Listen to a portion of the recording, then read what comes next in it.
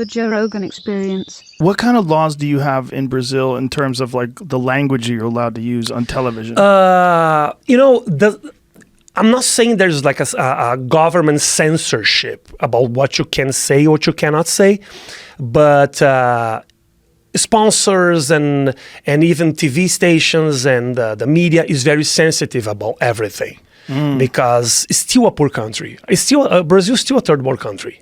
So we have a lot of people that don't understand this is comedy. What's comedy? So right. It was my duty to explain a little bit what was stand-up and kind of open a road for all of us. That's how I felt. So you said 3 other comedians? It was like 3 or 4 guys, yeah. So who are these other guys? They're still doing comedy in Brazil. Yeah? Yeah, they're still doing. They're still huge. What are their names? Marcelo Mansfield, Danilo Gentili, Oscar Filho. There was a small group of guys that we started doing it. Brazilian Portuguese is such a beautiful language. You think that? I love it. It's like a song. It's like it's sing Do you song. really think Well, that? I've been doing jiu-jitsu for 23 years, so it's like, to me, that sound is like, it's such a cool sound. What does Brazilians say in jiu-jitsu? Is there a word or something that they're still repeating that you know? Well, I mean, porra. Porra. Which is come. Yeah, is that fuck or come? Which It's one is come. it? But sometimes Porra it's is fuck too. come. Porra though. Sometimes you say it like, damn. Yeah, but it's come. It's come. Yeah. But so that's funny because like that's like the word shit. Yeah. Like shit could be like, you could look at something and go, shit. Yeah. Merda. Like that's good. In Portuguese is merda. Okay. But shit can also be bad. Yeah. Like, well, fuck too. Like, fuck could be good or fuck could be bad. Like, you could stub your toe and go, fuck. Or you could see a girl with a beautiful body and go, fuck. Yeah. Yeah. But porra is the same thing. That's so crazy, but it's cum. Porra. It's good. Cum. It's like a big butt. Porra. But then you're getting a choke, porra. It was bad. Exactly. Yeah, I got it. It's the same thing. Exactly. It's exactly the same thing. That's so funny, man. Language is difficult, man. Yes. For me to speak in English, I was thinking about it. That black people has to stop using the N-word in rap songs because it becomes a trap for me at the karaoke. I was singing karaoke at the end of the song. This guy came up to me and was like, "Don't drop the N-word, man." But it wasn't the song. So what should I do? Not sing the word? Right.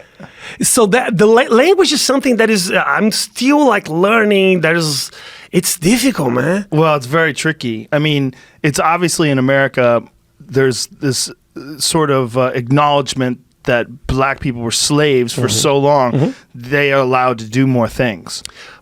And in particular, I got it. use that word. Okay. There's no other word like in terms of like a bad word about an ethnicity. No. That people use for themselves. Like a Puerto Rican person would never call himself a spick. In like a good, like, what's up, spick? Like to another Puerto Rican, they wouldn't. Okay. The N word is a very unique word. Like, there's no word really. So that you I could cannot think of. say in any situation. I could say it if I'm explaining it. Like, this guy called that guy a nigger. I could say that. But even saying that, some people wouldn't do that. I would never call someone that. Okay. But I will use it if I'm quoting someone or if I'm explaining the word itself. Because to run away from the joke is even harder because you're acknowledging that that's a forbidden word. So that's well. Chris Rock had one of the greatest bits of all time. Okay. That there are black people and there are niggers. This was his joke. But even for me to say that was a joke and to say it that way is dangerous. And it's one of the greatest comedy routines in the history of stand-up. That's crazy. Yeah, but a white person could never quote that joke. You can't do the joke. Like, if you tried to do the joke to your friend, like, you'd have to go, come here. You gotta be look around. Like, Chris Rock is so funny. Let me tell you the bit. Like, you'd have to be really careful. Like, there's no way you could do the whole joke on a podcast. No. It's just you say the N-word too many times. People get mad at you. That's crazy, man.